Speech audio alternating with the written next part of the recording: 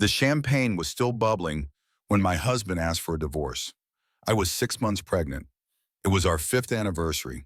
He called our baby unfortunate timing. But here's what he didn't know. My father is a billionaire who doesn't just get mad. He gets even. Within 24 hours, my dad bought his company. Within 48 hours, my husband was fired from the CEO position he'd spent 10 years building. But that's not even the craziest part.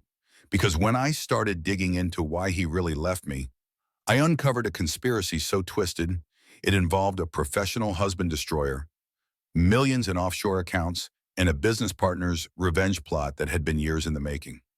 This is the story of how my life exploded, how I almost lost everything, and how I became the woman who rebuilt it all.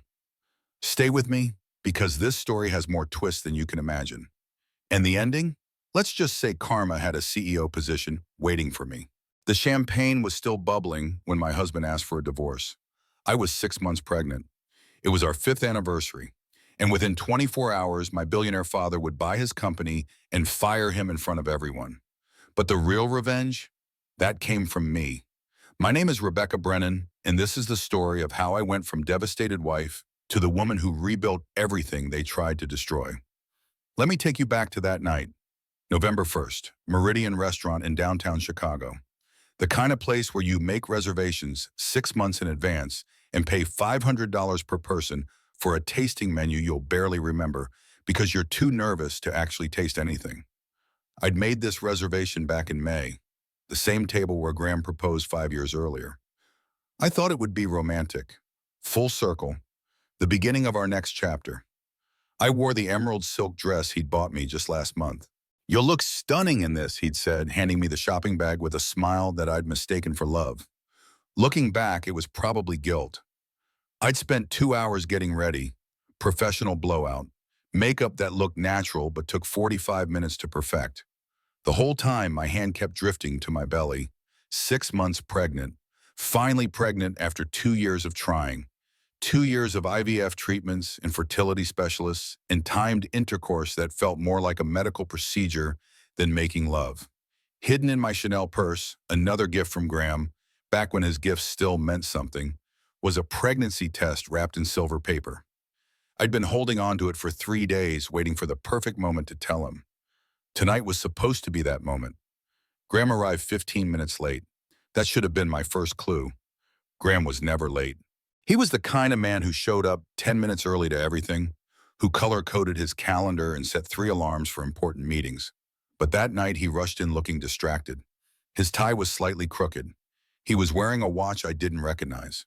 Expensive, maybe $15,000. And his cologne was different.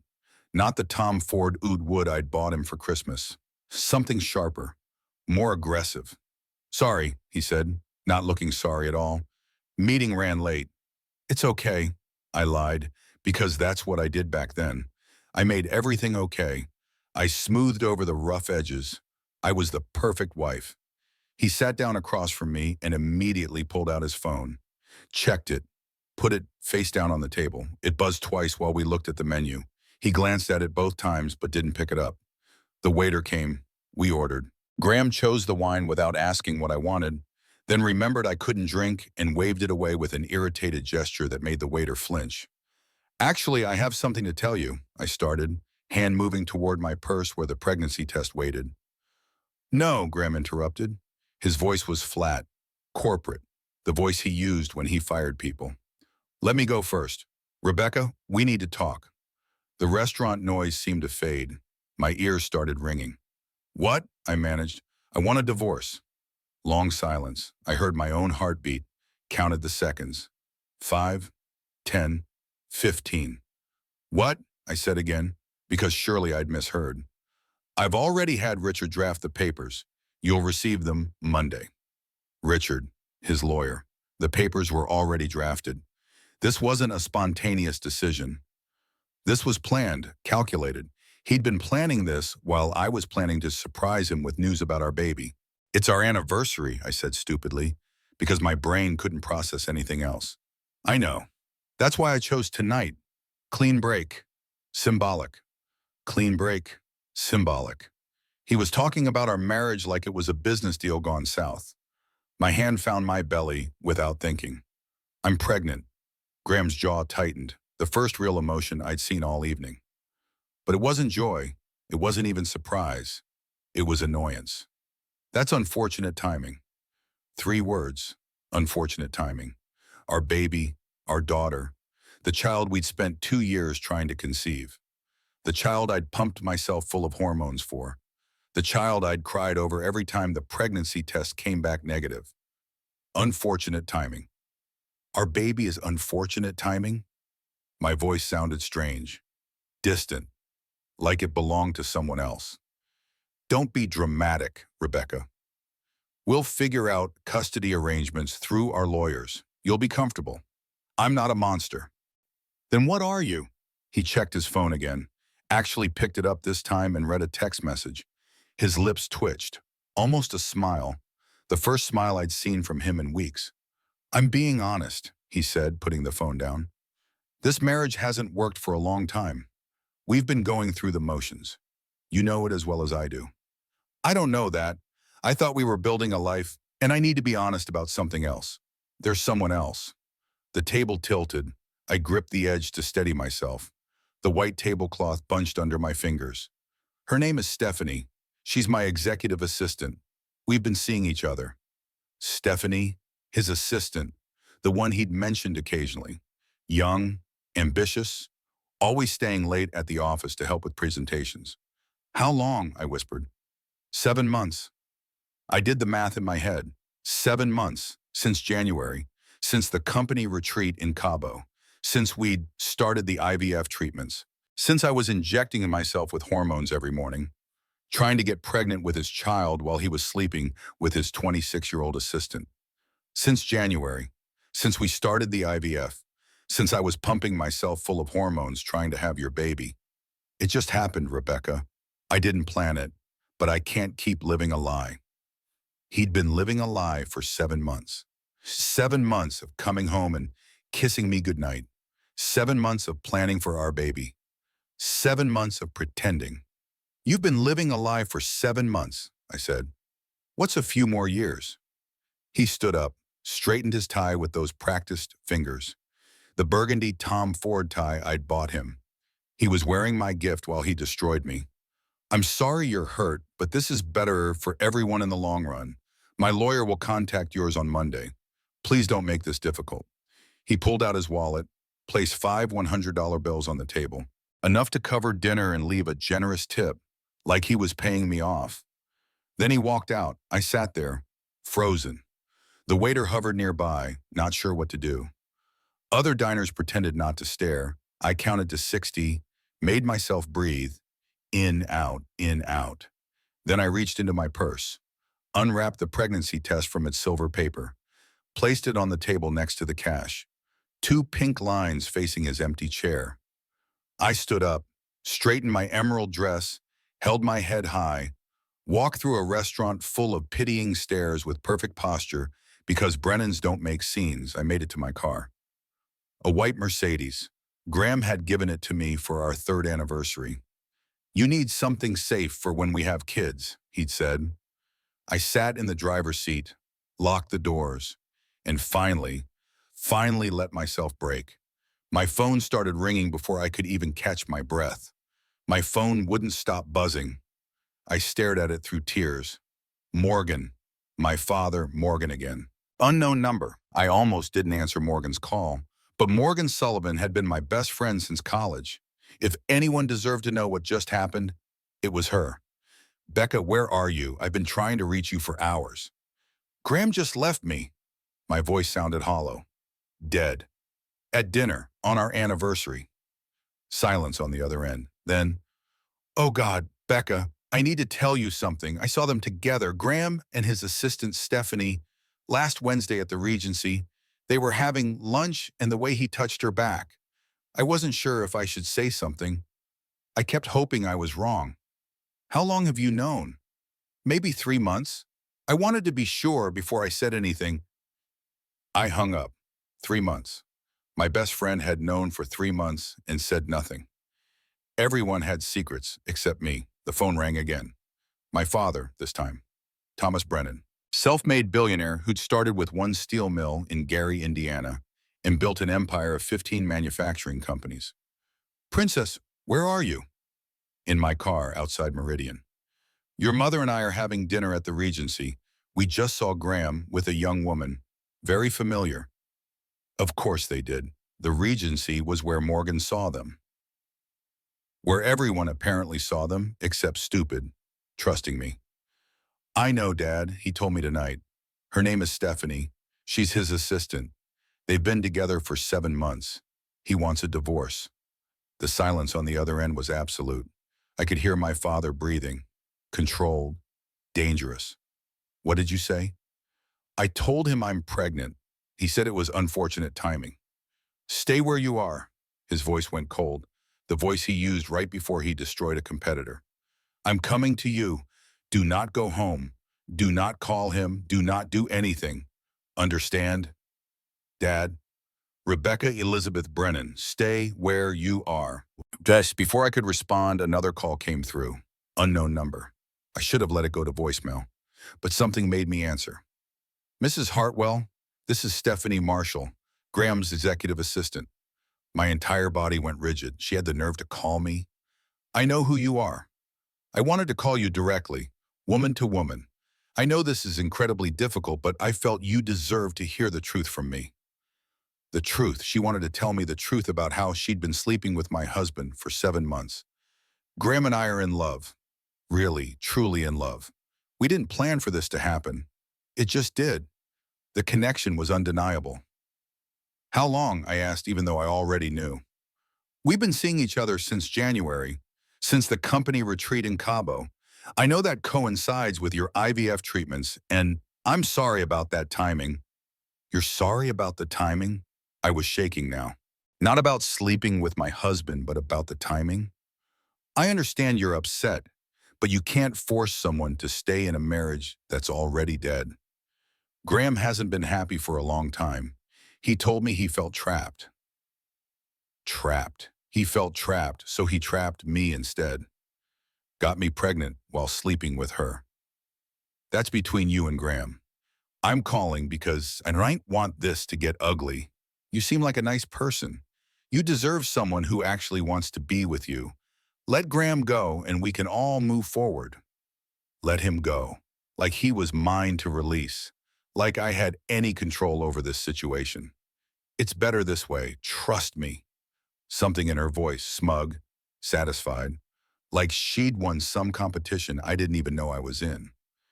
You have no idea what you've just started, I said quietly. She laughed, actually laughed. I think I do. Goodbye, Rebecca. The call ended.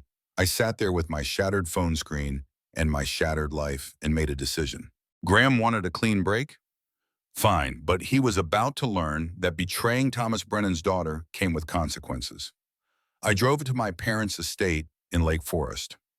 I didn't go home to the house in Huntington Heights. That wasn't home anymore. It was just a building where I'd lived a lie. By the time I arrived, my entire family was assembled in my father's study. Morgan must have called them. Thomas paced like a caged lion. My mother Claire sat on the leather sofa looking sharp as knives despite the late hour. My brother James had his laptop out, already working. Tell me everything, my father said. Every word he said. I recounted the dinner. My voice stayed steady. The shock was wearing off, and something colder was taking its place. That son of a bitch, James muttered. I'm going to kill him. You're not going to kill anyone, my mother's prosecutor voice. We're going to destroy him legally. Morgan? Morgan pulled out her laptop. Illinois is a no-fault divorce state, but that doesn't mean we can't make this painful. He's been committing adultery. That affects spousal support calculations. Rebecca gave up her career as VP of marketing. She was making $180,000 a year. She's entitled to substantial alimony. I don't want his money, I said. You want justice. My father sat across from me. That requires strategy. Tell me about his company. Hartwell Technologies. He founded it 10 years ago with his college roommate Andrew Mitchell. They make enterprise software. Last valuation was $280 million. James looked up from his laptop. I've been tracking them. Good revenue growth, impressive client list. But there are red flags. They're over-leveraged. 40 million in debt that's not disclosed to most investors. They're using money from new funding rounds to cover operating expenses. It looks successful on paper, but it's a house of cards. Ownership structure? My father asked. Graham owns 40%. Andrew Mitchell owns 40%. The remaining 20% is split among 7 early-stage investors. My father leaned back. I could see his mind calculating. So, if someone acquired just 11% of the company, they would have controlling interest over Graham. Theoretically, yes, but those early investors are loyal. Everyone has a price, my father smiled. Not warm, predatory. I just need to find out what theirs is. Dad, what are you thinking? I'm thinking your husband made a catastrophic error in judgment. He humiliated a Brennan. We don't forgive that. We end it. By Monday morning, I'm going to own enough of that company to fire him from the CEO position he's spent 10 years building. You can acquire that much equity in 48 hours? I've bought companies in 24 hours when I needed to. This is personal. I'll do it in 12. I looked at my father, at my mother, at my brother and my best friend, all of them ready to go to war for me. I want to be there, I said. When you fire him, I want him to see my face. Are you sure it's going to be ugly? He called our daughter unfortunate timing. I'm sure. My mother stood. Then we have 60 hours. Let's get to work. They sent me home to the marital house with Morgan. Find evidence, my father had said. Emails, texts, anything that shows what he's been doing. The house was dark when we arrived. Graham's Porsche was gone. He was with her, celebrating his freedom. Are you going to be okay going in alone? Morgan asked. I unbuckled my seatbelt. I'm not alone anymore. I have my family. I have you. And I have 3 months to prepare for the most important thing in my life. I touched my belly. Graham can celebrate all he wants. By Monday, his whole world is going to collapse. I walked into the dark house, stood in the foyer where we used to kiss goodnight, looked at the staircase where we'd planned to photograph our daughter every birthday. All of it was a fiction. I climbed the stairs to Graham's office. The door was unlocked.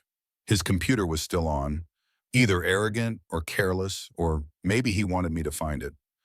I sat in his leather chair, opened his email, and started reading. 7 months of emails from Stephanie Marshall, color-coded red for important. 143 messages chronicling a love affair that destroyed my marriage.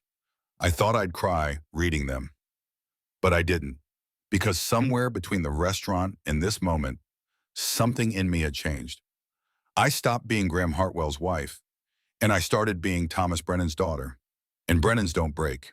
We break others. I spent all night in Graham's office reading emails that destroyed what was left of my illusions. The first email was dated January 17th, just 3 days after the Cabo retreat where this all began. Graham, I can't stop thinking about what happened in Cabo. I know we said it was a one-time thing, but I've never felt a connection like that before. Can we talk? Alone? Signed S. Stephanie Marshall, his executive assistant, who I'd met exactly twice. Young, pretty, ambitious. The kind of woman I used to be before I gave up my career to support my husband's dreams. I kept reading, watched their relationship develop in real time through carefully crafted emails. January 22nd. I understand if you need space, but I need you to know I don't regret it. Not for a second. You make me feel seen in a way I've never experienced. January 29th. Graham's response. We need to be careful. What happened in Cabo was incredible, but we work together. This is complicated. Give me some time to think. The emails escalated through February. Valentine's Day hit me especially hard. Watching you give your wife flowers today was harder than I expected. I know I have no right to feel this way, but I do. I'm falling for you, Graham, and I think you're falling for me too. I remembered that Valentine's Day. Graham brought me roses, took me to dinner at that French place I loved. I thought it was romantic. It was guilt, March. I can't keep doing this, lying to Rebecca, sneaking around, but I also can't stop thinking about you. I don't know what to do. Stephanie's response. What if you just told her the truth, that you're not happy, that you haven't been for a while? She deserves honesty, doesn't she? And we deserve a chance to see what this could be. Then April, the month the IVF finally worked. The IVF worked. She's pregnant. I don't know how to feel. This changes everything. Stephanie's reply came 2 hours later. Does it, though? Change everything? You were unhappy before she got pregnant. A baby doesn't fix a broken marriage. It just traps you in it for 18 more years. Think about what you want, Graham. Not what everyone expects. What do you want? My hands shook. I kept reading through tears I didn't remember crying. May, I'm gonna tell her. I don't know when or how, but I can't keep living like this. You're right, a baby doesn't fix us. I want to be with you, really be with you. October 15th, 2 weeks ago. Your anniversary is coming up, November 1st. That's when you should do it. It's poetic. End the marriage on the day it began. Clean break. Then we can finally stop hiding. I love you. She'd planned it. The anniversary divorce wasn't Graham's idea, it was hers. But reading through all the emails, I noticed something strange. Stephanie always initiated. Graham always hesitated. She always had the perfect response to push him further. It wasn't a love affair. It was a campaign. I opened a new browser tab, searched for Stephanie Marshall on LinkedIn, executive assistant at Hartwell Technologies, 14 months. Before that, executive assistant at Mitchell Capital, 6 months. Mitchell Capital, Andrew Mitchell, Graham's business partner. Stephanie had worked for Andrew before working for Graham. I kept scrolling. TechWave Industries, 11 months. Mercer and Stone Consulting, 9 months. 4 jobs in 4 years. Average tenure 10 months. All executive assistant positions. All at CEO level. I Googled each company. TechWave, CEO resigned amid scandal 2 years ago. Mercer and Stone, senior partner that stepped down after allegations of impropriety 3 years ago. A pattern. Stephanie worked somewhere for 10 to 14 months, and CEO had a scandal, company imploded or got sold. Stephanie moved to the next job. She'd done this before. My phone rang, Morgan calling. I found something, I said, and it's bigger than an affair. By Saturday morning, my family had transformed my father's study into a war room. Whiteboards covered with notes, laptops everywhere, coffee and bagels from my favorite bakery. I showed them what I'd found. Stephanie's employment history, the pattern of destroyed companies. She's a professional destroyer, James said. But destroyer for whom? Morgan asked. Herself, or is someone hiring her? Look at this. I pulled up my research. Every single job she's had was at a company connected to Andrew Mitchell. TechWave Industries received venture capital from Mitchell, Capital Fund 2. Mercer and Stone Consulting, Andrew Mitchell was on their advisory board. Hartwell Technologies, Andrew owns 40%. She's not just Graham's mistress, James said slowly. She's Andrew's weapon.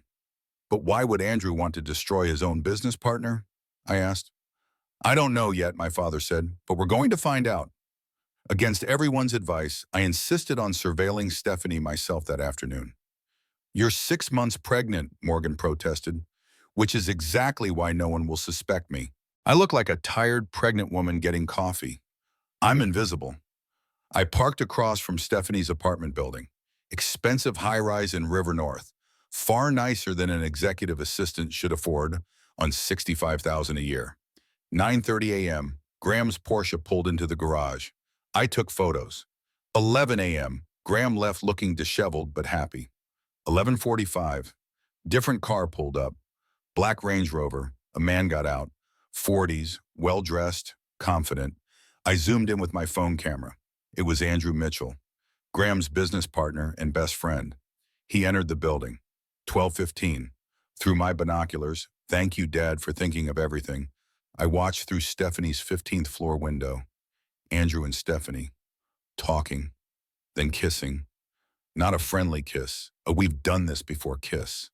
My breath caught. Stephanie wasn't just sleeping with Graham. She was still sleeping with Andrew. They were working together. But why? I followed Andrew when he left. He drove to Mitchell Capital offices in the Loop. I took more photos, then called James. I need you to pull Andrew Mitchell's financial records. Everything you can find. There's something here. I can feel it. That afternoon, I made another decision. I was tired of being reactive. Time to control the narrative. I called Jennifer Walsh, senior writer at Business Week who'd profiled me 6 years ago when I was VP of Marketing, before I gave it all up. Jennifer, it's Rebecca Brennan. Do you have time for an interview? Rebecca, it's been years. What's this about? My husband, Graham Hartwell, CEO of Hartwell Technologies, asked me for a divorce last night on our 5th anniversary, while I'm 6 months pregnant, because he's been having an affair with his 26-year-old assistant for 7 months. Sharp intake of breath. Oh my God. I want to tell my side before he controls the narrative. I can have this published by tonight. Can you send me evidence? I'll send you everything. The article dropped at 8 p.m. Saturday. The headline was devastating. Tech CEO abandons pregnant wife on 5th anniversary for young assistant, an American dream turned nightmare. Jennifer had done her job well. Timeline of the affair, quotes from me about giving up my career, the anniversary dinner details, the unfortunate timing quote, photos of us from happier times, the closing line, I'm preparing to be a single mother and he's preparing for his next chapter. I suppose that tells you everything you need to know about our marriage. Twitter exploded. Team Rebecca trended nationally. Graham Hartwell is trash trended in Chicago. Hartwell Technologies stock dropped 12% in after-hours trading. I watched it unfold from my parents' guest room. Morgan brought me sparkling cider since I couldn't drink wine. Look at this, she said, scrolling through comments. The world is on your side. James checked his phone. Graham's phone is melting. His mother just called him.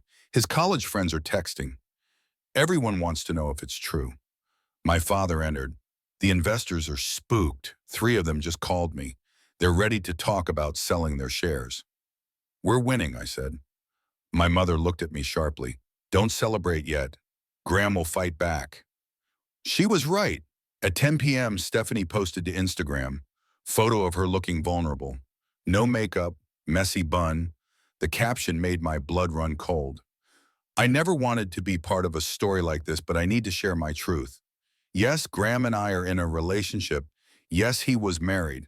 But what the media isn't telling you is the full context. Graham is my boss.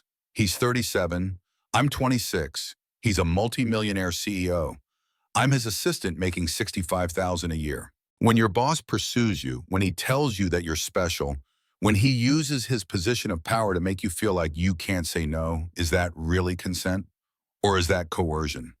I'm not saying I'm blameless, but I am saying the power dynamic made this relationship complicated from the start.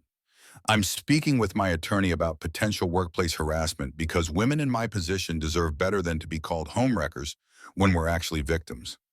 The comments flipped instantly. Wait, he's her boss? This is workplace harassment, not an affair. We're blaming the 26-year-old assistant instead of the powerful CEO? Twitter reversed course. Team Rebecca got ratioed by Protect Stephanie. Think pieces published within hours about why we need to stop blaming the other woman. The narrative shifted. Graham was now the predator. Stephanie was the victim. I watched my victory crumble. She planned this, I said, voice shaking. She knew I'd go public. She was ready. Morgan looked stricken. Emails can be interpreted a lot of ways. A young woman reaching out to her powerful boss? Defense will argue that's not seduction. That's survival instinct in a hostile workplace. My father's face was grim. This is bad.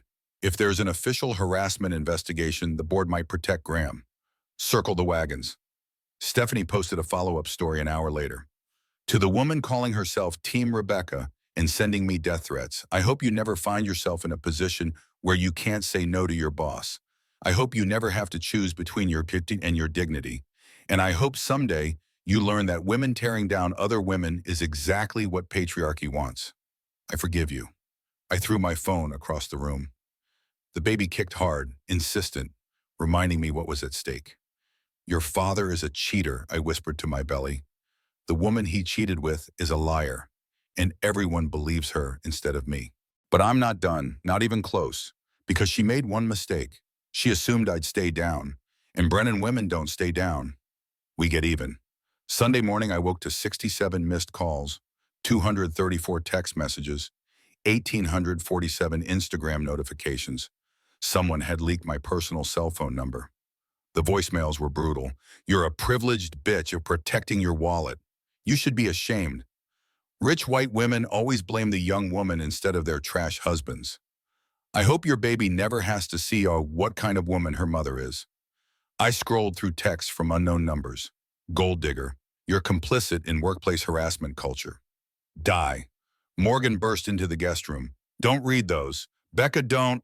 Too late. I was reading them all. Every hateful word, every accusation, every threat. On Twitter, someone had created a thread. Why Rebecca Hartwell is the real villain, here, a deep dive. It had 45,000 likes and claimed I'd forced Graham to marry me, baby trapped him with IVF, knew about the affair and weaponized it. At 9 a.m. the doorbell rang. My father answered it and slammed the door immediately. Reporters, he said, cameras, microphones, news vans parked on the street. Where am I supposed to go? I asked. They know where I live. They know where you live. The lake house, my mother said. It's under my maiden name. They won't find you there. We were halfway there when I started having contractions. Not Braxton Hicks, real contractions. 7 minutes apart. Breathe, sweetheart, my mother said from the driver's seat. Just breathe. I can't lose this baby. She's all I have left. You're not going to lose her. Northwestern Memorial Hospital. Emergency room. Dr. Patel examined me with gentle hands and a worried expression. You're having stress-induced contractions. The baby is fine, but you're at 28 weeks. If you go into actual labor now, there could be serious complications. What do I do? Bed rest, immediately. No stress, no physical activity. Your body is telling you to stop. I can't stop. I'm in the middle of, Miss Brennan, I'm not asking. If you want this baby to survive, you need to rest, today. Hospital room, monitors beeping, IV in my arm. My father sat beside me looking older than I'd ever seen him. Two of the investors backed out, he said quietly. They don't want to be associated with what they're calling a wealthy family's revenge plot against a harassment victim. So we lost? Not yet, but I can't get controlling interest without those two investors. We're at 48%. We need 51. What about the board meeting tomorrow? I can call for it, but without controlling interest, I can't fire Graham. Best case, I can raise questions about his judgment. Worst case, they rally around him and push me out entirely. So he wins. My voice broke. After everything, lying, cheating, abandoning his pregnant wife, he wins. We're not done yet. Dad, I'm lying in a hospital bed at risk of premature labor because the stress of fighting him is literally killing me. How are we not done? He was silent for a long moment. Then, there's something I need to tell you, something I should have told you a long time ago. What? Graham didn't just randomly pursue you 7 years ago. I introduced you. The heart rate monitor started beeping faster. What are you talking about? We met at that tech conference. The conference I bought you a ticket to, the conference I suggested you attend, the after party where I happened to know Graham would be. No. I was looking at investing in Hartwell Technologies. Graham was brilliant but needed connections. You were brilliant but single. I thought it was perfect. Business and family aligned. I sat up, ripped off the monitors. You set me up? I introduced you. I didn't force you to marry him.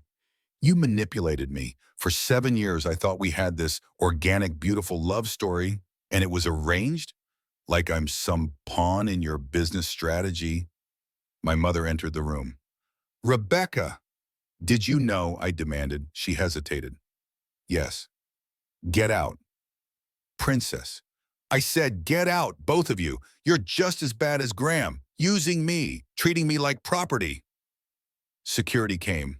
My parents left. I lay back down, tears streaming, completely alone. The nurse reattached monitors. Your blood pressure is dangerously high. We need you to calm down. My husband betrayed me.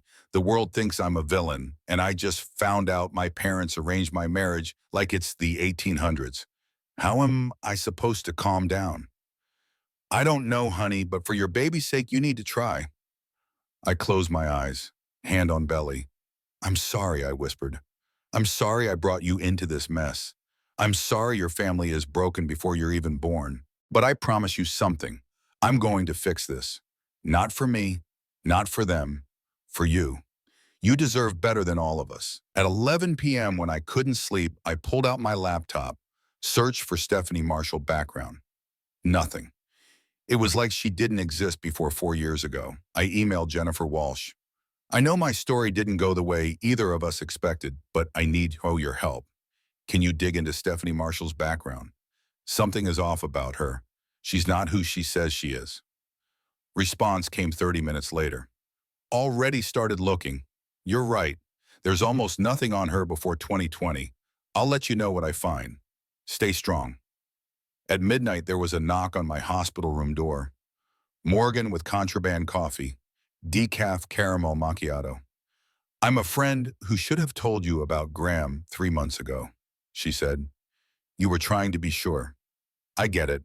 I'm not mad at you. Are you mad at your parents? Yes, furious. But also, I don't know. Maybe I always knew something was off about how Graham and I met. Maybe I just didn't want to see it. Morgan sat on the edge of the bed. You want to know what I think? I think you were trying to be what everyone expected. The perfect daughter, the perfect wife, the perfect future mother.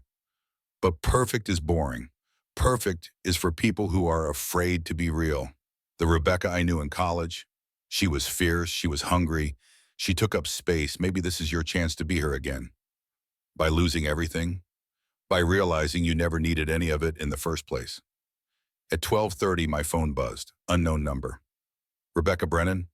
Who is this? My name is Jennifer Marshall. I'm Stephanie's older sister, and I need to talk to you tonight. It's urgent. If you go into that board meeting tomorrow, you're going to make a terrible mistake. My sister isn't who you think she is, and your husband isn't her real target. I'm in the hospital. Then I'll come to you, please. You need to hear this before tomorrow morning. How do I know you're not just another part of her plan?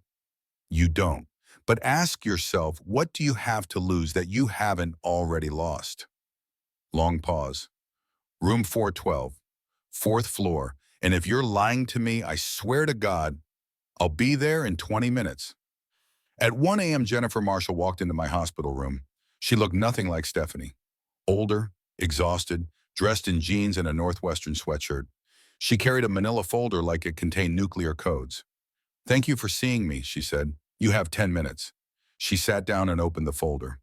6 years ago, my sister and I lost our parents in a car accident, head-on collision with a drunk driver.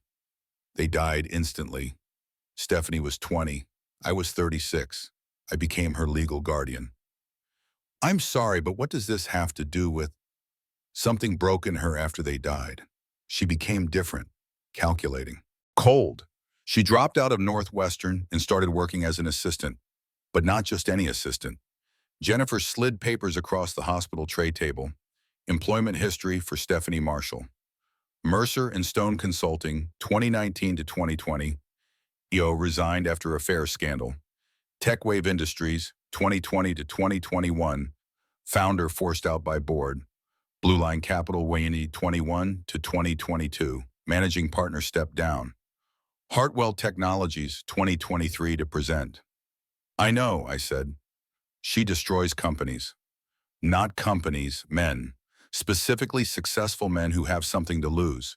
She seduces them, documents everything, then deploys the evidence strategically to maximum damage. For what? Money? Jennifer slid over another document. Bank statement for a Cayman Islands account. Balance, $4.7 million. How does an executive assistant have $5 million? She doesn't do this alone. She has a partner. Someone who pays her. Andrew Mitchell. Jennifer nodded. Andrew identifies targets. CEOs, founders, men with power he wants to take. Stephanie seduces them, destroys them. Andrew profits from the chaos. But Graham is Andrew's business partner. Why would he? Jennifer slid over the final document.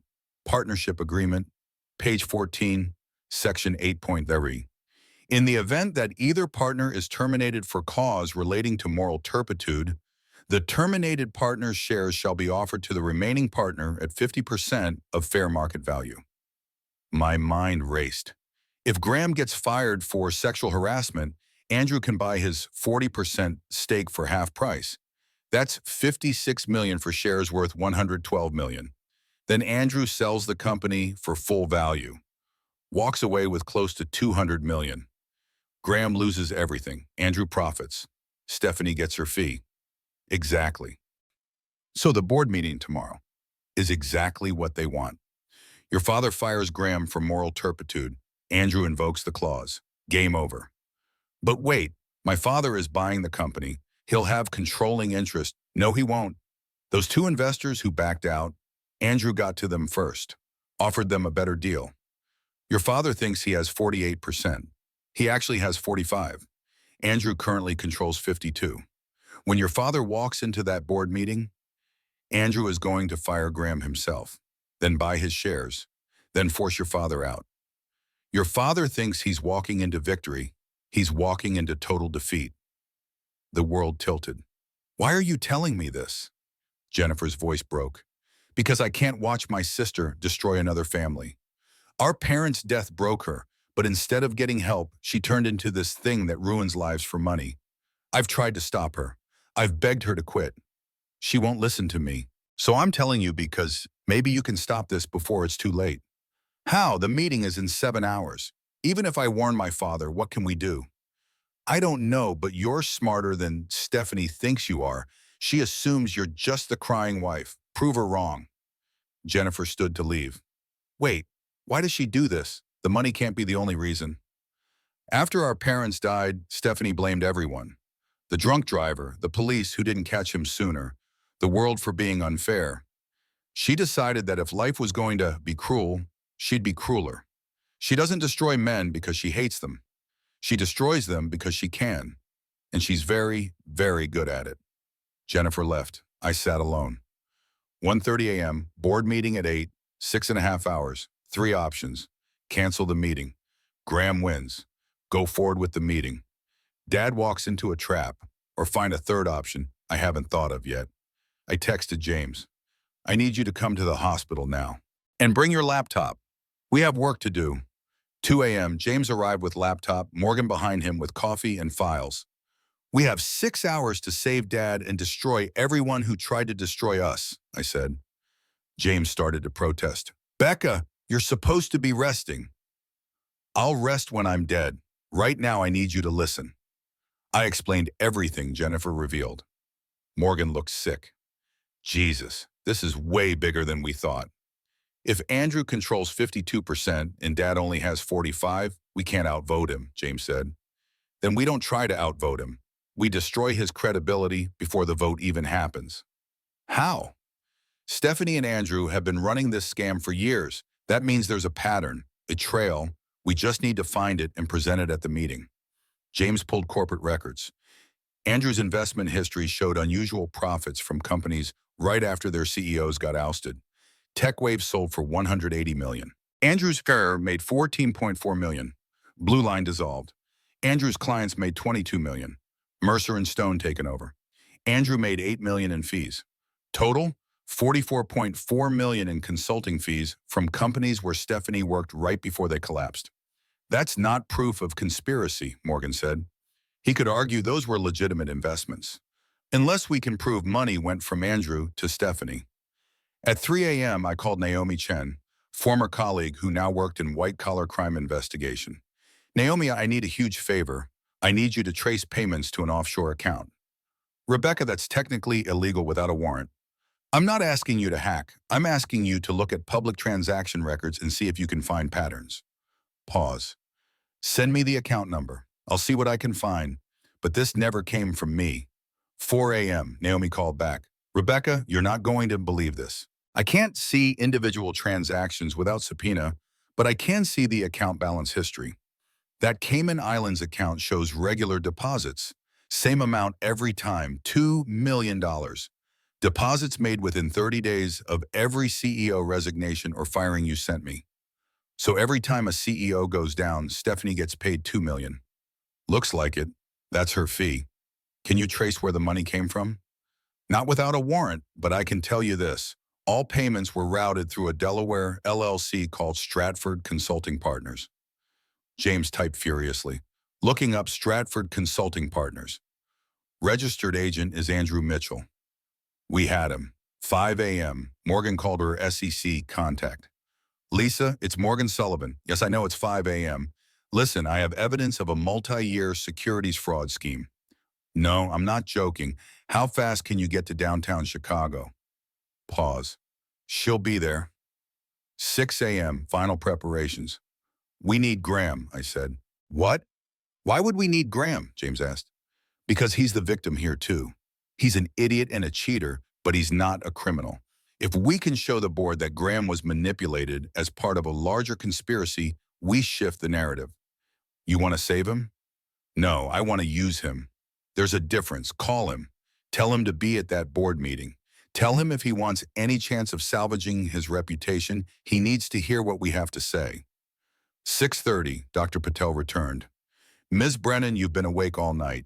Your blood pressure is elevated. I know, I'll rest after today, I promise. After today, you might be in premature labor. Then it'll be a hell of a story to tell my daughter someday. I disconnected the monitors, pulled out the IV. I strongly advise against, noted. Can someone bring me my clothes? 7 a.m. I got dressed, maternity jeans, Northwestern sweatshirt, my mother's coat. I looked exhausted, 6 months pregnant, hair in a messy bun, no makeup. I looked like someone who'd been through hell. You ready for this? James asked. No, but I'm doing it anyway. Morgan hesitated. Your dad is going to be at that meeting. Are you ready to see him? I paused. I'm still furious at him, but he's my father and I'm not going to let him walk into a trap. We can deal with family drama after we destroy the people who tried to destroy us. We left the hospital. The sun was rising over Chicago. The board meeting was in 60 minutes. I put my hand on my belly. Okay, baby girl, your mom is about to do something either very brave or very stupid. Either way, you're going to learn that Brennan women don't stay down. We get even. Hartwell Technologies headquarters was gleaming glass and steel, 22 stories in the loop. Conference room A on the 18th floor had floor-to-ceiling windows, mahogany table, leather chairs. We arrived at 7:45. The room was already filling up. Andrew Mitchell looked confident in his expensive suit. Stephanie Marshall sat in the corner taking notes with a slight smile on her face. 7 board members shuffled papers nervously. My father's corporate attorney, Richard Moss, reviewed documents. 7:50. My father walked in like he owned the room. My mother behind him in a Navy suit that meant business. Dad didn't shake Andrew's extended hand. Is it? We'll see, was all he said.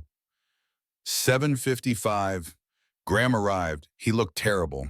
Suit wrinkled, dark circles under his eyes. He sat at the table and wouldn't look at anyone. Board Chairman Douglas Peterson cleared his throat. I believe we're all here. Let's begin. 8 a.m. I walked in. Every head turned. Graham's face went white. Andrew's smile faltered. Stephanie's mask slipped for just a second. Surprise. Sorry I'm late, I said. Traffic was a nightmare. I was flanked by Morgan and James. Behind them, Lisa Chen from the SEC White Collar Division. Douglas stood. Mrs. Hartwell, I don't believe you were invited to this meeting. It's Ms. Brennan now, and I'm here as a representative of Brennan Industries, which your board chairman knows is considering a significant investment in this company. I sat at the table directly across from Stephanie. So, shall we begin? Douglas looked flustered. This emergency session was called to address concerns about leadership and company direction. Mr. Brennan, I believe you requested this meeting. My father stood. I did. As you all know, I've been in negotiations to acquire a controlling stake in Hartwell Technologies. Those negotiations were motivated by concerns about CEO judgment and company stability. I'm prepared to invest $150 million for a 51% controlling interest. Andrew interrupted. Before we get to that, I think the board needs to hear about some new developments. Over the past week, serious allegations have emerged regarding Graham Hartwell's conduct, specifically allegations of workplace harassment involving a subordinate employee. He gestured to Stephanie.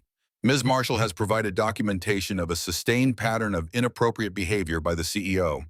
Under our company bylaws, the board has a fiduciary duty to act on credible harassment allegations. I move that we terminate Graham Hartwell for cause effective immediately. Graham stood. That's not what happened. The emails speak for themselves, Graham. Stephanie stood, voice shaking with fake emotion. I did not want to do this publicly, but I can't stay silent anymore. She walked to the front and connected her laptop to the projector. Graham Hartwell pursued me for months. As my boss, I felt unable to refuse his advances. She showed emails, the same ones I'd found but strategically edited to remove context. He told me he would leave his wife. He promised me a promotion. He said I was special. When I tried to end it, he threatened my career. Fake tears. Perfect delivery. I am 26 years old. He's a 37-year-old millionaire CEO. How was I supposed to say no? The board members murmured. Several looked sympathetic. One whispered, "We can't ignore this. Liability issues." Douglas looked grim. "This is deeply troubling. Mr. Hartwell, how do you respond?" Graham's voice was defeated. "It wasn't like that, but I don't expect you to believe me." I stood. "Before you vote, there's something else the board needs to know." Andrew tried to interrupt. "Ms. Brennan, with all respect, this doesn't concern. It concerns everyone in this room because what you're watching isn't a harassment case. It's a and you're the marks." I connected my laptop to the projector. First slide, Stephanie's employment history. 6 companies in 6 years. Every CEO fired, resigned, or forced out. Every company sold or dissolved within 6 months. Stephanie Marshall has done this before. 5 times. Every single time a CEO falls and a company collapses. Stephanie started to protest. "That's a coincidence." "Is it?" Second slide, the payments, offshore account, balance history, $2 million deposits after each CEO falls. This is Ms. Marshall's Cayman Islands bank account. Notice a pattern? Every time a CEO is destroyed, she gets paid $2 million. Andrew stood. "How did you get access to private financial?" "I didn't, but the SEC did." Lisa Chen stood. "Special Agent Lisa Chen, Securities and Exchange Commission. Ms. Brennan provided us with evidence of a multi-year securities fraud scheme. We've obtained warrants for financial records, and what we found is comprehensive." Third slide, the connection. Payments to Stephanie's account traced to Stratford Consulting Partners. Registered agent, Andrew Mitchell. Andrew has been running this operation for years. He identifies companies he wants to acquire, sends Stephanie to destroy the leadership, then profits from the chaos. Andrew's face went white. "This is absurd. I've never heard of Stratford." Lisa cut him off. "Mr. Mitchell, you're the registered agent. Your signature is on the incorporation documents." Fourth slide, the Hartwell Plan, partnership agreement, moral turpitude clause. If Graham is fired for cause, Andrew buys his shares for 50% of value. Graham was never Stephanie's real target. He was Andrew's target. The plan was simple. Seduce Graham, document everything, get him fired for harassment. Andrew invokes the partnership clause, buys Graham's 40% for half price, then sells the company. Andrew walks away with $200 million. Stephanie gets her $2 million fee, and Graham loses everything. The room exploded, board members shouting questions. Graham turned to Andrew with betrayal written all over his face. "Is it true? Were you using Stephanie to destroy me?" Andrew tried to deny it, but Stephanie laughed. Her mask dropped completely. No more tears, no more vulnerable girl act. "Oh, shut up, Andrew. It's over." Everyone turned to her. "Yes, I seduced Graham. Yes, Andrew paid me. Yes, we've done this 5 times before. And you know what? We would have gotten away with it if this bitch hadn't stuck her nose where it doesn't belong." She pointed at me. I smiled. "Oops. You think you're so smart," Stephanie hissed, "coming in here with your spreadsheets and your SEC agent? But you have no idea what you've done. Andrew and I, we're not the only ones. There are 6 other teams like us operating in 6 other cities. We've taken down 30 CEOs in the last 4 years. We're a network, and you just painted a target on your back." Lisa spoke calmly. "Ms. Marshall, anything you say," Stephanie laughed, "can be used against me. Honey, I'm already going to prison. I might as well enjoy this." She turned to Graham. "You were so easy. All I had to do was smile and listen and act interested in your boring stories about market disruption. You were desperate for someone to make you feel important. To me, And you, the perfect wife, gave up your career, made yourself small, all to support a man who didn't even like you that much. To my father, and you, Mr. Billionaire, you thought you could swoop in and save the day, but you walked right into our trap because men like you always think you're the smartest person in the room. Andrew tried to stop her. Stephanie, shut up. Why? They already know everything. She turned to the board. Andrew is pathetic. He's been riding Graham's talent for years. He wanted to sell the company 2 years ago. Graham refused. So Andrew hired me to get rid of him. And it would have worked perfectly if Rebecca hadn't figured it out. Lisa nodded to the FBI agents waiting by the door. Miss Marshall, Andrew Mitchell, you're both under arrest. As they handcuffed her, Stephanie was still talking. You know the best part?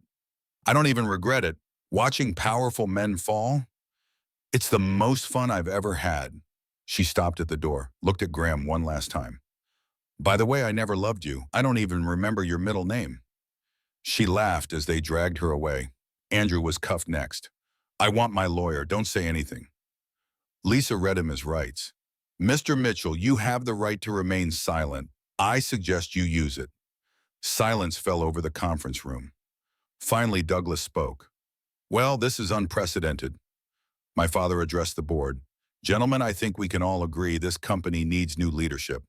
Graham Hartwell is guilty of poor judgment and infidelity, but he's not a criminal. He was manipulated.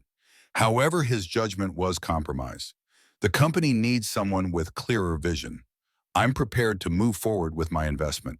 $150 million for 51% controlling interest. Douglas asked, and what would you do with that control? Fire Graham, install new management, stabilize operations, then in 2 years take the company public or sell it. Graham stood. Everyone looked at him. Wait, I don't want you to save me. I started to speak. Graham, no, let me finish. Rebecca, you just saved me from prison, from total destruction. And the whole time I'm sitting here, all I can think is I'm so sorry. I threw away 7 years. I humiliated you. I called our daughter unfortunate timing. Stephanie's right. I was desperate to feel important, to feel like I was building something that mattered. And I lost the only thing that actually didn't matter. He turned to the board. Thomas is right. I don't have the judgment to run this company. I should step down. I'll sell you my 40% at fair market value. $112 million. You can do whatever you want with the company. I'm done. He walked to me. Can we talk after this? Maybe, someday, but not today. Fair enough. He left. My father looked at the board. Well, gentlemen, shall we vote? 30 minutes later, the meeting was over. My father had bought the company. Graham was out. New CEO would be hired within 60 days. I stood by the window looking out over Chicago. Morgan approached. You did it. You actually did it. We did it. How do you feel? Tired? Pregnant? Like I could sleep for a week? My father approached. Rebecca? I held up my hand. I'm still mad at you. I know. You manipulated me for 7 years. I introduced you to someone I thought would make you happy. I was wrong. You treated me like a business asset. I did, and I'm sorry. That's all I can say. I'm sorry. Long pause. Why did you introduce me to Graham? Because I saw something in him. Ambition, drive. I thought he'd build something great. And did he? He built a company, but he destroyed a marriage. I'll take the company. You deserve better than him. I deserved the truth. You did, and from now on, that's all you'll get from me, the truth even when it's hard. Promise? I promise, I hugged him. Brief but real. I need some time to figure out who I am without being someone's wife or someone's daughter. Take all the time you need, but know this. You're not just my daughter. You're the smartest person I know, and I'm proud of you. My mother joined us. The press is downstairs. They want a statement. About what? About Stephanie's arrest, Andrew's arrest, Graham's resignation. You're at the center of the biggest corporate scandal in Chicago this year. Great, just what I wanted. I'll handle the press, my father offered. No, I will. Downstairs lobby, cameras flashing, reporters shouting questions. I stood at a podium 6 months pregnant, exhausted but steady. Says, Brennan, how does it feel to have exposed this conspiracy? Exhausting, necessary, and honestly, I wish none of it had happened. Will you be taking a role at Hartwell Technologies now that your father owns it? No, I'm starting my own company. I gave up my career once for a man. I'm not doing it again. What about your husband? Will you reconcile? He's not my husband anymore. Boy, we're getting divorced. He'll have a chance to be in our daughter's life, but that depends entirely on him. Do you have a message for other women who might be going through something similar? I paused, thought about everything I'd been through, everything I'd learned. Yes, if someone betrays you, it's not your fault. You didn't cause it, you didn't deserve it. And if you feel like your life is falling apart, know this. Falling apart is just the beginning of becoming whole. You're stronger than you think, and the people who underestimate you, they're going to regret it. I walked away from the podium. 3 months later, Stephanie Marshall was sentenced to 15 years in federal prison for fraud, conspiracy, and embezzlement. Andrew Mitchell got 18 years. Both were appealing, but the evidence was overwhelming. Graham sold his shares to my father for $112 million. After taxes, legal fees, and the divorce settlement, he walked away with about $40 million. He moved to Colorado, started therapy. I got texts from him sometimes asking about the baby, saying he was working on himself. I didn't respond often, but I didn't block him either. My father renamed the company Brennan Hartwell Technologies.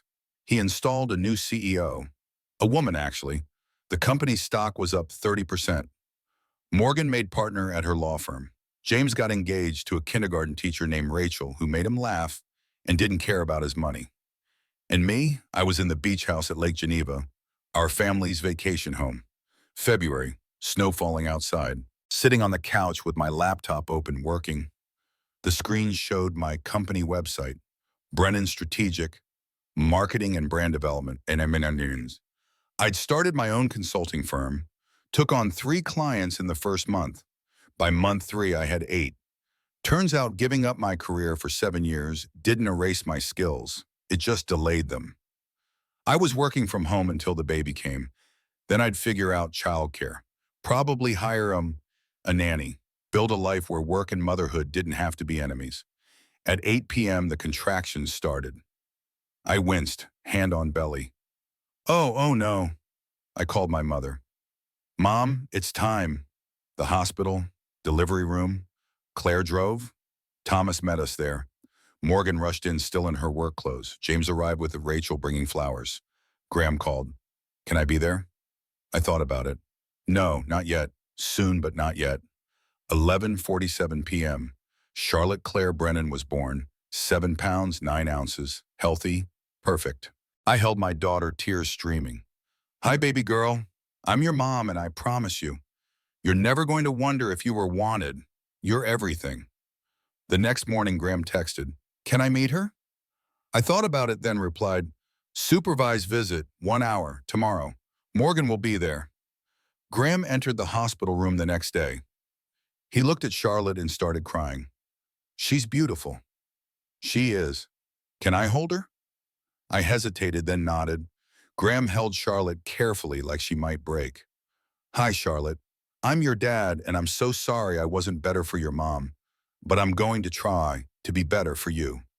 He handed her back to me. Thank you for letting me meet her. You get one chance, Graham. One, if you disappoint her the way you disappointed me, you're done. Forever. I understand. Then show up. Actually show up. Not just when it's convenient. I will. I promise. He left. Morgan looked at me. You okay? Yeah, surprisingly I am. 6 months later, Charlotte was 6 months old, crawling, laughing, perfect. Graham had kept his word. He visited every other weekend. He was consistent. He was trying. We weren't friends. We weren't family. But we were co-parents, and that was enough. Stephanie wrote me a letter from prison. I didn't read it. Burned it instead. Andrew's wife divorced him, took everything that wasn't seized by the government. My father and I were in family therapy. We were working through it. Some days were good. Some days I was still furious. But we were trying. Brennan Strategic now had 12 employees, featured in Adweek, Rising Star of Marketing. Revenue $2.4 million in first year. I'd bought my own apartment, not the marital house, not my parents' gift, my own money, my own choice. 2 bedrooms in Lincoln Park. Nursery painted soft yellow. Photos on the walls of Charlotte, my family, my friends. No photos of Graham. 1 year after that anniversary dinner, found myself back at Meridian Restaurant. Not for a date, for a celebration. Brennan Strategic had just landed its biggest client yet. Fortune 500 company. 7-figure contract. My team of 12 had grown to 25. We'd been featured in Business Week again. This time the headline was, Marketing Maven Makes Triumphant Return. I sat at the bar waiting for Morgan, the same bar where I'd waited for Graham that night. The maitre d' recognized me, looked embarrassed. Ms. Brennan, it's good to see you again. Your usual table? Actually, I'm just meeting a friend at the pub tonight, but thank you. Morgan arrived wearing her new partner suit. Sorry I'm late, client call ran over. No worries, I ordered you a martini. You're a goddess. She sat down and kicked off her heels with a sigh. How's Charlotte? Perfect. Currently with my parents for the evening. Dad's teaching her to play chess. She's 18 months old, but he swears she's a prodigy. Morgan laughed. Of course he does. How are things with them? Better, therapy helps. I understand why they did what they did, even if I don't agree with it. And honestly, if they hadn't introduced me to Graham, I wouldn't have Charlotte. So maybe it worked out the way it was supposed to. That's very zen of you. Or very therapy of me. Either way, I'm past it, mostly. Our drinks arrived. Morgan raised her glass. To new beginnings? To new beginnings. We drank. The restaurant hummed around us. Happy couples celebrating anniversaries, first dates, promotions. Life continuing. Have you heard from Graham lately, Mom? Morgan asked. He sends child support on time, shows up for his weekends, sends photos from Colorado. He seems genuinely happy. Are you? I thought about it. Really thought about it. Yeah, I am. I have my own company, my own place, my daughter, my family, my best friend. I'm building something real. Something mine, something that can't be taken away because I'm not dependent on anyone else for it. Morgan smiled. Look at you, marketing maven and life philosopher. I learned the hard way, but I learned.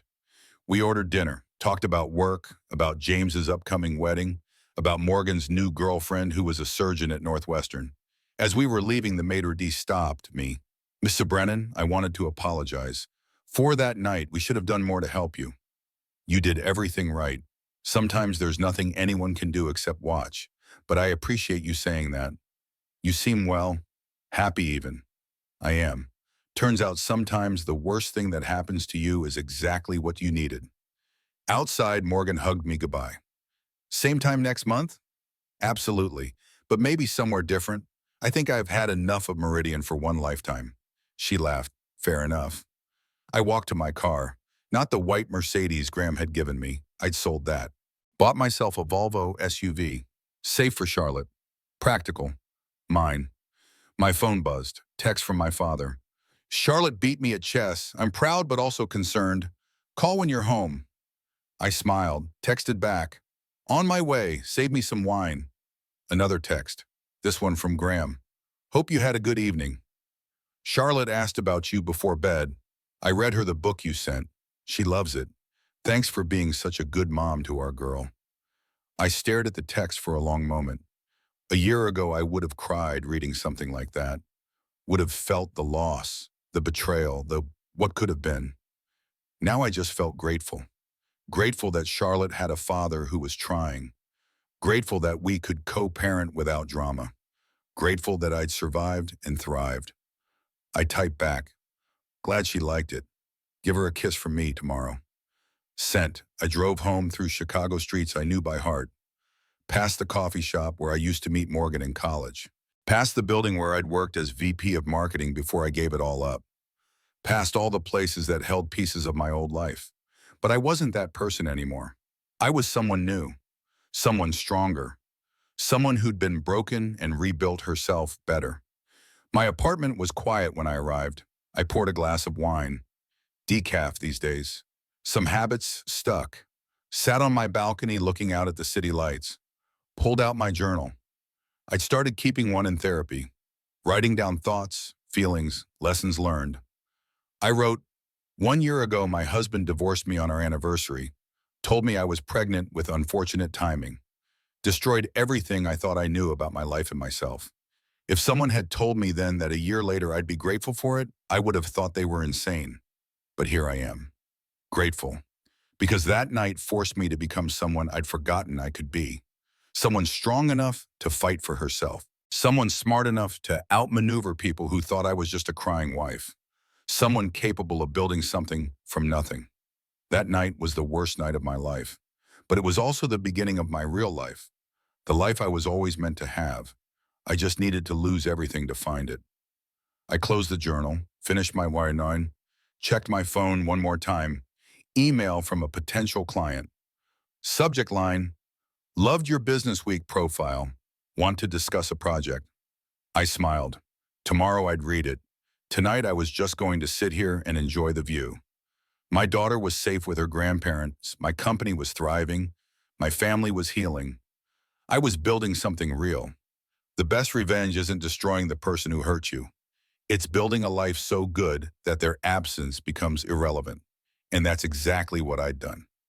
6 months after that dinner at Meridian, I got an unexpected call. Ms. Brennan, this is Jennifer Marshall, Stephanie's sister. I don't know if you remember me. I remember. How are you? I'm okay. I wanted to let you know Stephanie asked me to give you a message. She wanted to apologize. I was silent for a moment. I don't need her apology. I know, but I think she needs to give it. She's been in therapy, real therapy, dealing with what happened after our parents died. She understands now what she did, how many lives she destroyed. She's not asking for forgiveness. She just wanted you to know she's sorry. Thank you for telling me. How's your daughter? She's perfect. 2 years old now, smart as a whip. I'm glad. You deserved something good after everything. After we hung up, I thought about forgiveness, about apologies, about whether any of it mattered. The truth was Stephanie's apology didn't change anything. She was still in prison. I was still rebuilding my life. The damage was done. But maybe that was okay. Maybe some things don't need to be fixed. They just need to be survived. Later that day, I met with a group of women entrepreneurs. Brennan Strategic was sponsoring a mentorship program for women getting back into the workforce after career breaks. One woman raised her hand. Brennan, can I ask you something personal? Of course. Your Business Week profile mentioned you gave up your career to support your husband's company, then started over after divorce. How did you find the courage to do that? I've been out of work for 5 years raising my kids. I don't know if I can compete anymore. I looked at her, saw myself 3 years ago, scared, uncertain, feeling like I'd lost my edge. Can I tell you what I wish someone had told me? I asked. She nodded.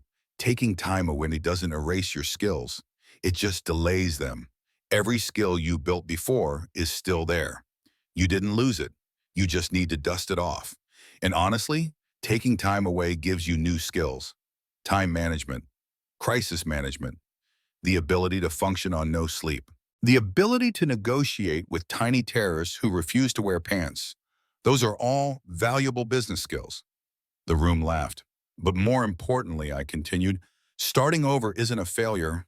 It's a choice. You're choosing to invest in yourself again. That takes more courage than anything else. So yes, you can compete. You're just competing as a better, wiser, more resilient version of yourself. After the session, several women came up to thank me. One was crying. You have no idea how much I needed to hear that, she said. I've been so scared. My husband left me 6 months ago and I thought my life was over. It's not over, I told her. It's just different. And different can be better if you let it. Morgan texted me later that evening. Saw your mentorship session on Instagram. You're basically Oprah now. How does it feel? I smiled and typed back. It feels good, really good. Because it did. Taking my pain and turning it into something that helped other people. That felt like the most meaningful revenge of all. Not destroying Graham or Stephanie or anyone else. Just building something so good, so helpful, so real, that the betrayal became just a chapter in a much bigger story. Charlotte's third birthday party was at my parents' estate. Graham flew in from Colorado. We'd reached a comfortable rhythm, co-parenting without drama. He was dating someone age-appropriate now, a teacher. She seemed nice. Can I talk to you for a minute? Graham asked during the party. We walked to the garden, away from the noise. I wanted to thank you, he said. For what? For handling everything the way you did, for not turning Charlotte against me, for giving me a chance to be her father even though I didn't deserve it. I didn't do it for you. I did it for her. Every child deserves a chance to know both parents if those parents are willing to show up. I know, but still, thank you. He hesitated, then continued. I also wanted to apologize. Really apologize, not the corporate sorry I gave you that night. A real one. I was selfish and cowardly and cruel. I hurt you in ways I can't take back. I've been in therapy for 2 years trying to understand why I did what I did, why I was so easy to manipulate, why I threw away something good for something that was never real. And what did you learn? That I was so focused on external validation, on being successful, on building something impressive that I forgot to actually live my life, forgot to appreciate what I had. I forgot that success isn't about money or status or Forbes profiles. It's about being the kind of person you're proud of when you look in the mirror. I nodded. That's good. I'm glad you figured that out. Are you happy? He asked. Yeah, I am, Mom. Are you? Getting there. It's a process. It is. We stood there for a moment, two people who used to be married, who created a life together, who destroyed it and rebuilt separately. I'm glad you're happy, he said finally. You deserve it. So do you, eventually. He smiled. Eventually. That evening after everyone left, I sat on the porch with Charlotte. She was drawing with sidewalk chalk, declaring each scribble a masterpiece. Mama, look. That's beautiful, baby. What is it? I studied the abstract swirls. What is it? It's us, you and me, and Grandpa and Grandma and Uncle James and Auntie Rachel and Auntie Morgan. We're all together. My heart squeezed. That's the best picture I've ever seen.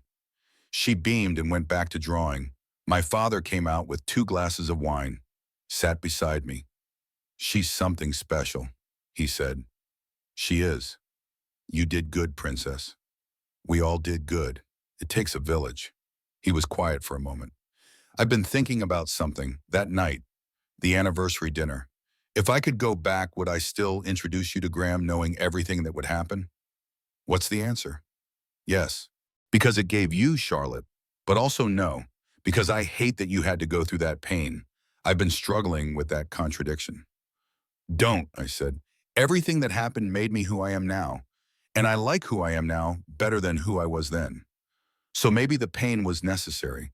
Maybe we don't get to the good stuff without going through the bad stuff first. He squeezed my hand. When did you get so wise? When I didn't have a choice.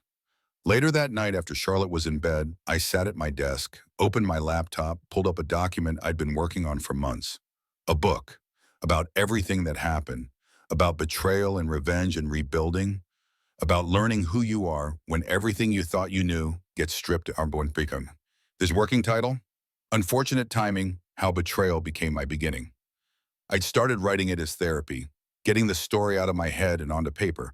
But as I wrote, I realized other people might need to read it, might need to know they weren't alone, that survival was possible, that thriving was possible. I read through the chapters, edited, polished, wrote new sections. The epilogue was still unfinished. I'd been struggling with how to end it, what lesson to leave people with, what wisdom to impart. Then it came to me, the perfect ending. I wrote, if you're reading this because someone you loved betrayed you, I want you to know something. Right now, you probably feel like your life is over, like you'll never be happy again, like the pain will never stop. I felt that way too. But here's what I learned. The pain does stop eventually. And when it does, you'll realize something surprising. You're stronger than you were before, wiser, more resilient, more yourself. Because betrayal has a strange gift hidden in all that pain. It forces you to figure out who you are without the person who betrayed you. It forces you to stand on your own, to build your own life, to become your own person. And when you do that, when you really do the work of becoming whole again, you realize something incredible. You don't need them. You never needed them. You were always enough on your own. You just forgot. So this is my message to you. You're going to be okay. Better than okay. You're going to thrive. It won't happen overnight. It'll take time and work and probably some therapy. But it'll happen. And when it does, when you look back at this moment, you'll realize the worst thing that ever happened to you was actually the beginning of your best life. Trust the process. Trust yourself. And know that falling apart is just the beginning of becoming whole. I saved the document, closed my laptop. My phone buzzes. Text from James. Charlotte left her stuffed bunny at mom and dad's. She okay without it? I smiled, texted back. She's fine. Already asleep. I'll pick it up tomorrow. Another text. This one from a number I didn't recognize. I almost ignored it, but something made me open it. Ms. Brennan, this is Sarah Martinez. You mentored me 6 months ago when I was getting back into the workforce. I wanted to let you know I accepted a position as marketing director at a tech startup. My first day is Monday. Thank you for believing in me when I didn't believe in myself. I stared at the text, felt tears prick my eyes. This was what mattered, not the money or the company or the revenge. Helping someone else find their way back to themselves. I typed back, congratulations, Sarah. You earned this. Go show them what you're made of. Sent. I walked to Charlotte's room, watched her sleep, peaceful, safe, loved. You know what, baby girl? I whispered. Your mom had a really bad year once, the worst year of her life. Your dad left us. The world was cruel. Everything fell apart. But that bad year gave me you. And you're the best thing that ever happened to me. So maybe sometimes the worst things lead to the best things. Maybe that's how life works. Well, she stirred in her sleep, smiled, settled back down. I kissed her forehead, went back to my room, got ready for bed. Tomorrow, Charlotte and I would go to the park. Then we'd have lunch with Morgan and her girlfriend. Then I had a client call in the afternoon. Life. Regular, beautiful, hard-working life. Before I turned off the light, I looked at my reflection in the mirror. Really looked. 35 years old. Single mom, CEO, survivor, thriver. I looked like someone who'd been through hell and come out stronger. I looked like someone who'd earned every gray hair and laugh line. I looked like someone who knew exactly who she was, and I looked happy. You did it, I told my reflection. You serum, you rebuilt. You're okay. I turned off the light, climbed into bed, pulled up the covers. My phone buzzed one last time. Text from my father. Proud of you, princess. Always have been. Always will be. Love, Dad. I smiled in the darkness. Texted back a heart emoji. Then I set my phone on the nightstand, closed my eyes, and slept peacefully for the first time in 3 years. Because I'd learned the most important lesson of all. The best revenge isn't destroying the person who hurt you. It's building a life so full of purpose and meaning and joy that their absence becomes irrelevant. It's becoming so completely yourself that you realize you never needed them to be whole. I was whole. Finally, completely, beautifully whole. And that was the greatest victory of all.